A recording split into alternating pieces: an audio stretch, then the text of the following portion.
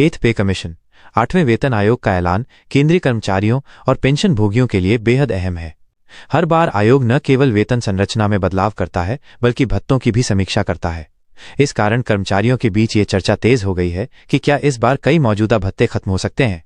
खासकर 7वें वेतन आयोग में पहले ही कई भत्तों पर कैंची चल चुकी है, इसलिए 8वें आयोग से भी कुछ वैसी ही उम्मीद की जा रही है। कर्मचारी जानना चाहते हैं कि आखिर इस बार बेसिक वेतन और महंगाई भत्ते में कितना इजाफा होगा।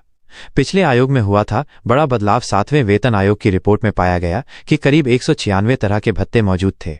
इनमें कई ऐसे थे जिनका उपयोग सीमित था या वे एक दूसरे से मिलते जुलते थे। आयोग ने इनमें से 52 भत्तों को पूरी तरह खत्म करने की सिफारिश की थी।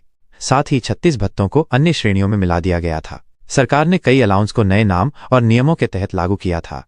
इस बदलाव का उद्देश्य वेतन और भत्तों की संरचना को सरल और पारदर्शी बनाना था। इसी कारण अब 8वें वेतन आयोग से भी कर्मचारियों को बड़े फैसलों की उम्मीद है। नए आयोग में फोकस होगा सादगी पर। विशेषज्ञों का मानना है कि 8वें वेतन आयोग का मकसद कम अलाउंस और ज्यादा पारदर्शिता रखना हो सकता है।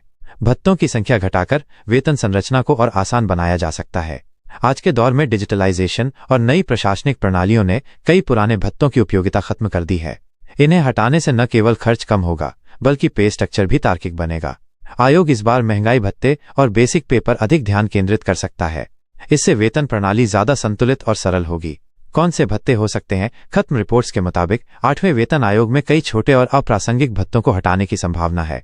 इनमें travel allowance, special duty allowance और छोटे स्तर पर दिए जाने वाले क्षेत्रीय भत्ते शामिल हो सकते हैं। कुछ पुराने विभागीय अलाउंस जैसे टाइपिंग या क्लैरिकल अलाउंस को भी हटाया जा सकता है।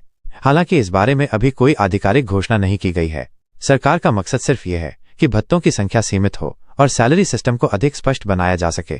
कर्मचारियों को भी इससे लंबे समय में फायदा हो सकता है। कर्मचारियों की आय पर असर। भत्तों में कमी आने का अर्थ ये नहीं है कि कर्मचारियों की आय घट जाएगी। सामान्यतः सरकार इस कमी को संतुलित करने के लिए बेसिक वेतन और महंगाई भत्ते को बढ़ा देती है। इससे कर्मचारियों की आय पर कोई नकारात्मक असर नहीं पड़ता, बल्कि इसका फायदा पेंशन धारकों को भी मिलता है, क्योंकि पेंशन की गणना बेसिक वेतन और डीए पर आधारित होती है, न कि अलग अलग भत्तों पर। इसलिए कर्मचारियों को घबराने की जरूरत नहीं है। आयोग का उद्देश्य हमेशा से सैलरी संरचना को सरल बनाते हुए कर्मचारियों को लाभ पहुंचाना ही रहा है।